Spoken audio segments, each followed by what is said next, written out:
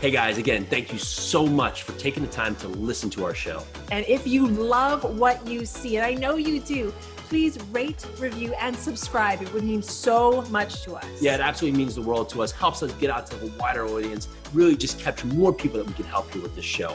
Again, if you're getting value, check us out. Thank you again. So grateful to you. So I just had Eng Taing on the show from Tozy Capital, and really just a dynamic interview. He is looking to disrupt the space, and where they are a tech company that happens to invest in real estate, and they're looking to create something that can really provide education for investors who have traditionally just invested in one different platform or have a high-paying job and on that are having huge tax hits each year. So they're looking to find tax advantage, high cash flowing assets. And he's talked about the struggles of just building out this platform, but how he's using his experience back since 2008, buying all kinds of properties within Southern California, moving from 2 families and 3 families and 4 families to now investing in 400 unit properties in Kansas City, 1,100 unit storage units up in Lansing, Michigan. And he just got a great story. He was born in a refugee camp here in America and built himself into a place where he was able to leave a lucrative career at Apple, where at last he speaks on the show, he was managing, I believe, 1,200 people in real estate investment firm. And he really just wanted to do this full time to focus on real estate because he loves talking to people, loves helping educate his investors, and loves helping people learn how to do the same thing that he's doing. He's just a phenomenal educator, and we're really just going to gain a lot from this story. So check it out, enjoy.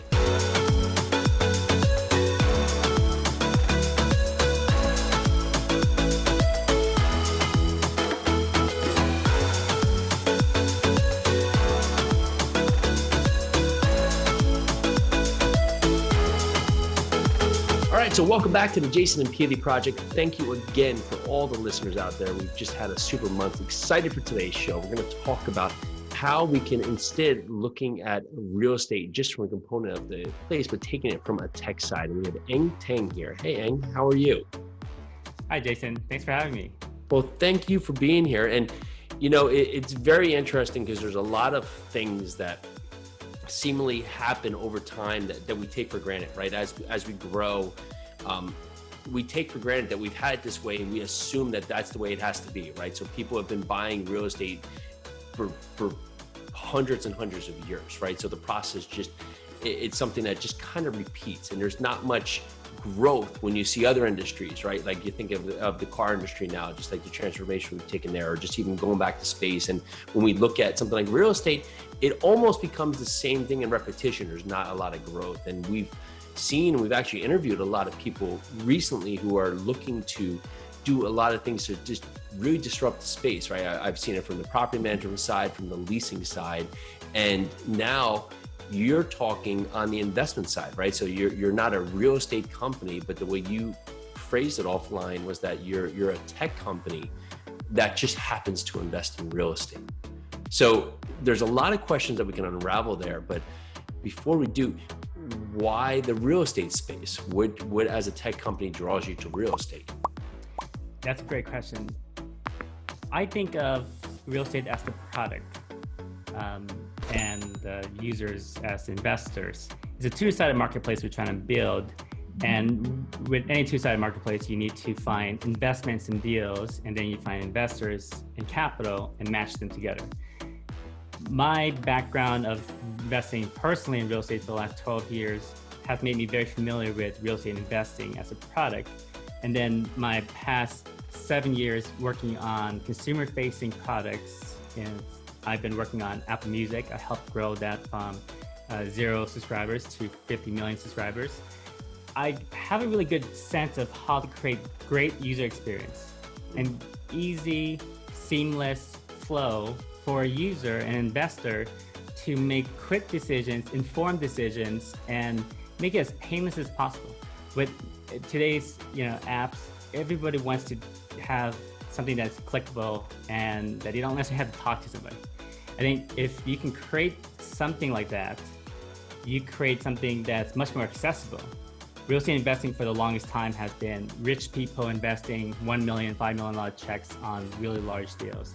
I think I'm trying to hopefully make real estate investing more accessible and really bring a lot of the great things about real estate, which is compound interest, tax advantage, cash flow, and leverage to the masses. So when you look at the property from Tozy Capital, like what you're looking to offer, is it that you will source operators and partner with operators, or that you will actually, your team, noting that your real estate background, will go out there and source the deals and then help investors through the platform? Or is it a combination? It's a combination. If I was just doing the deal as myself as a lead sponsor, and I've done that in the past and I still do that now, I couldn't do as money as I need to do to get the scale benefits of a platform play.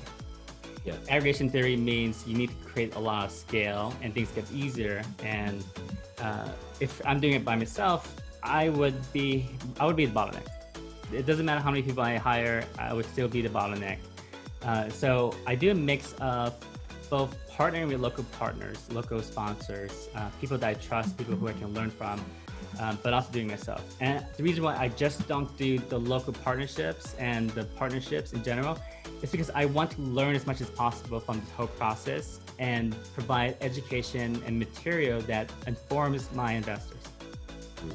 Is that what you feel is missing out there today from some of the other spaces that may be available that are offering real estate in some denomination in a number of different asset classes, that the lack of education going in there is hindering people from getting involved? Yeah, definitely. One of the things that really spurred me on to create what I've created, I led a 1,500 person real estate investment group at Apple. And I just recently left Apple. And that really taught me what people knew, what they didn't know, and what people wanted to learn. And I never pitched anything to the group. I always tried to provide value and telling them my story of how I went out to Kansas City, for example, and bought real estate, or bought real estate just remotely, and how to place property management on it, and to do the simple things that potentially you and I take for granted, but is very foreign for somebody in tech who has a really high-paying job, who has a very demanding job, but don't know how to invest in real estate. Interesting. So talk to us about your real estate background. What your core focus, you said go to Kansas City. What are your target properties? Where did you cut your teeth? So I cut my teeth in a really opportune time, 2008. And I bought in Southern California, where I grew up. And I've been buying Southern California triplex, quadplex, triplex. Those were like the patterns I bought because that was an accessible thing. Everyone probably starts there because they think they can. And it was, for me, it was BRRRR method: buy, rehab, refinance, hold, cash flow. And on day one, cash flow for those properties were really good. Since 2015, California is a no-go for me. Yeah. Regulations, low cap rates, compressed cap rates, low value. You just can't really get the same type of value you can get in the Midwest, in Kansas City specifically. So over the past 4 years, I've been investing more in Kansas City and more in larger scale assets. And right now I'm actually closing on a 426 unit apartment building portfolio in Kansas City. It's amazing. And so the scalability that allows you to do, right? So your price per unit, your overall value for the property compared to your rent that you can potentially get, landlord efficiencies, just a number of different things work in your favor when you do that. And when you were working at Apple, was there some questions that continue to pop up that people are lacking on the education space? It just seems to be that repetitive question that you are seeking to answer with Tozy? A lot of the questions stem from people's personal experience with real estate. And I think it's very relatable. When people think about real estate, they think about buying a house and then potentially buying another house and then renting out the previous house. And if they live in the Bay Area, which is where most tech investors and tech employees live and where I lived, you can't make money. You're losing money. You're basically hoping to break even, but you're probably losing money. You're hoping for depreciation. And so telling them that you can actually cash flow is one thing. And telling them that the cost of capital and opportunity cost investing is better elsewhere. And then telling them that you can get tax-free cash flow from depreciation, bonus depreciation, that essentially defers all cash flow for a future. That's something that people gravitate towards a lot. I think if you lead with taxes and then you get into cash flow, that's the key. Yeah, and I can see that. And that's the good reason for you to know your investor base, right? I believe sometimes operators will get stuck in the term of I have the best deal ever, but they haven't understood how that can benefit the investor, right? Because some may be looking for the cash flow, some may be, just banking on the appreciation or the depreciation or the tax advantages, right? And so knowing who you're talking to and how you can help and aid their sore point, that can be really beneficial to you as an operator to know how you can help them, right? And so when you look at the tech industry and just high paying jobs, well, that does come with a lot of taxes. So if they can find a way to offset those taxes, i.e. real estate, and especially now for the bonus depreciation going in, that's just a through line that hits home with so many. So when you've now created Tozy, is the goal to go strictly after larger properties like you're scaling into now, commercial properties that offer the most economies of scale, or will it be a mixed opportunity of single family houses, storage units, mobile home parks, any opportunity that fits with having a strong operator and solid returns? Our criteria is tax advantage, high cash flowing assets. And so that doesn't pertain specifically to multifamily. Multifamily, I love multifamily because that's what I've been doing for a long time. But it's a compressed cap rates. Those are the most valuable assets out there right now. Yep. You also can get the cheapest financing. Freddie, Fannie providing amazing financing right now. And it's never been cheaper to buy multifamily on affordability and cash flow perspective. But I also do I have a self-storage asset that I have in the contract. It's 1,100 units in the opportunity zone. Another great tax advantage rate to invest, basically the sale of stocks. And as anyone following the stock market nowadays, it's very volatile, but it's gone up a lot. And a lot of my investors have made a lot of money and they want to not pay those taxes. And they didn't know that they could not have to pay those taxes. So being able to invest those capital gains into opportunity zone that still generates cash flow, that still generates the depreciation benefits, that provides leverage, that's a really great opportunity for them. So the 1,100 units, is that also in Kansas City or different market? That's a different market. That's in Lansing, Michigan. The reason why I choose specific markets is mostly because of partnerships and people I know. There's a lot of markets that I would not go to.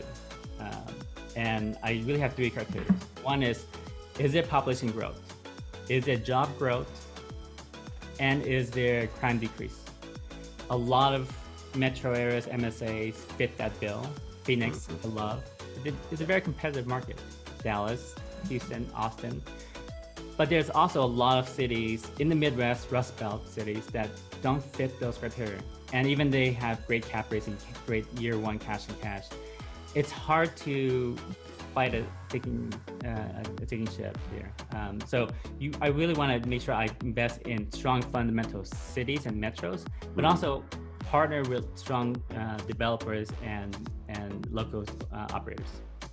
And so when the Tozy model, that's going to talk to why you're targeting these markets with the investments. How is the user experience going to transcend what's available right now? Because you talked, I think offline, a little bit about finding the Robinhood feel that a lot of investors have taken to for, of course, stocks. How are you going to bring that element into investing with real estate? Yeah, that's a great question. I'm an investor myself, and I find a lot of things lacking in other people's investment opportunities. But I love investing in other people's deals, and I provide through Juniper Squared now, but other platforms and products that I'm leveraging and building right now to provide a seamless, easy way to invest. So that includes monthly distributions, that includes up-to-date notifications, in-app notifications, videos, feeds, and a way for folks to feel more intimately connected with the real estate. Imagine having a video feed that is curated, that shows the property, that highlights people moving in, that highlights the joy that people get from being in a community. That creates a really great feedback loop. In addition, then you have the financial mechanisms of seeing your portfolio go up and down in terms of the cash flow. Obviously, it's not going to go up and down. It's an illiquid asset, but you see that, every month I'm getting this cash flow. It's a really great way to hook people in, create a very close facsimile to a Robinhood, a wealth fund.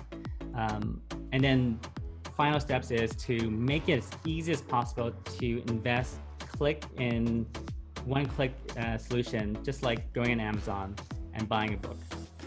Interesting. So in regards to, is there any SEC requirements or other things that are going to cross this threshold that will have to come through the platform, or what will be the offering status that will be presented?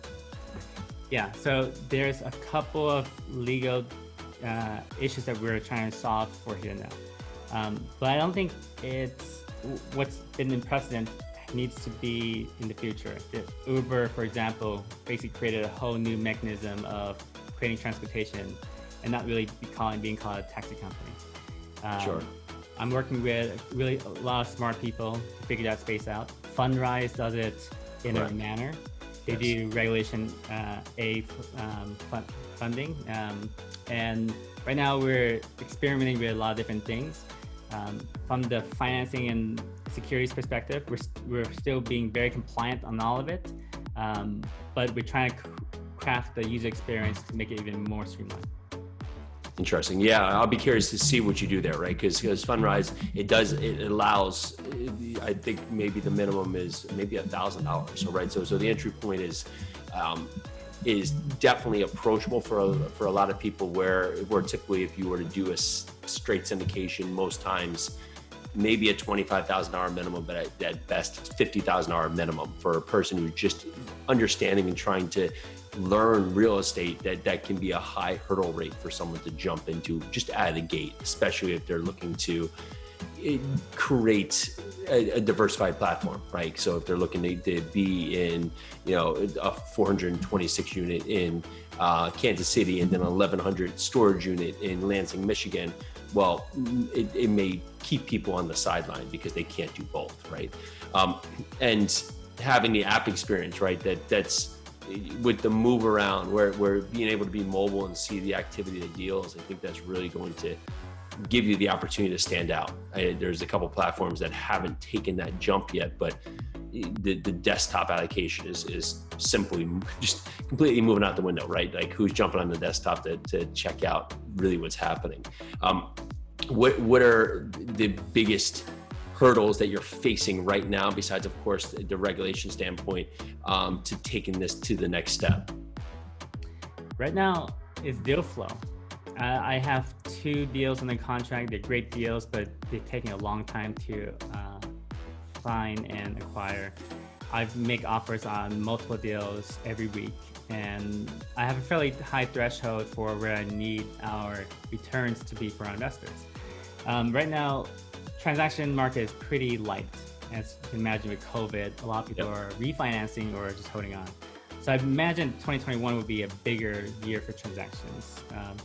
I think right now I'm trying to create as many relationships as possible, talking to lenders and brokers that might be a good partner, understanding what it takes to comply with Freddie and Fannie financing rules, understanding what it takes to invest in MSAs like Kansas City. So I've met with civic leaders and I've understood what their plans are for cable car expansion, for example. These are the kind of connections that I'm trying to create. I was just in Kansas City last week, had a lot of barbecue, met a lot of great people, and put a name to a face, and that's really important out of state. Yeah, and that's great. And so what are the return metrics that you're looking for your investors that are going to fit the protocol? So they're typically double-digit cash flow, year 1 double-digit cash flow. So really high cash flow real investing. Potentially sometimes 16 to 18% IRR. I'm really looking and creating a feel for income streams that are tax advantage and that can compete against buying in ETF. right? Like people should consider, okay, I'm going to buy ETF. It's not going to have any dividends. It's going to have appreciation potentially, but I'm going to be stressed and worried about it. Or I'm going to diversify, and it's really not an or, it's an and, diversify into something like a Tozi Capital and get 10% cash flow every month on an annualized basis. And then get a K1 that helps offset that tax. Yeah, I love this. And so I wish you the best with this. I know you guys are going to do a lot of damage here, really creating a great environment for investors to really have a platform that they can go to and get involved in a number of different asset classes, really providing what you said here, right? You talk to tax advantages first, you look at high cash flowing assets second. That hits so many needs that investors really need, especially today if you're looking at the stock market. I mean, there's no rhyme or reason, right? So if you're thinking and you're even closer to retirement, and if you have your money all sitting in the stock market, I may be biting my fingernails if that was the case. So yeah, kudos to you. It's really exciting for everyone listening. Where's more that you can learn about you, your company, and the platform? Yeah, please go to Tozi Capital, TOUZI capital.com, and feel free to sign up and schedule time with me. I really enjoy talking to folks. It's one of the reasons why I left Apple full time, because my calendar is packed half the day with just talking to new investors and just people who want to learn about it. It gives me a lot of energy and joy helping people get started in this space. I think all of us should be moving towards being a professional investor. That's what all of our careers should end up being. Yeah. And I think I'm hopeful that Tozi Capital, with Tozi, by the way, means to invest your capital. So it's really, I think it's a really cool play on words. My wife came up with the name. And I'm trying to also launch another education platform, Financial Freedom Decoded. This is really to provide free and informative impactful understanding of how to get to financial freedom through real estate investing and tax advantage strategies. Yeah, I love that. Financial Freedom Decoded, Tozi Capital, to invest. I love it. So, and thank you so much for coming on the show. Super appreciate your time. Thanks for having me on. Thank you. And of course, thank you to listeners. We'll talk to you shortly. Join us for your second cup of coffee every Monday through Friday at noon. Live every day, bringing us our best content we've done so far. Super excited, super engaging, bunch of great guests. We're here to answer your questions, and we so appreciate you listening. Make sure to check us out. Can't wait to see you.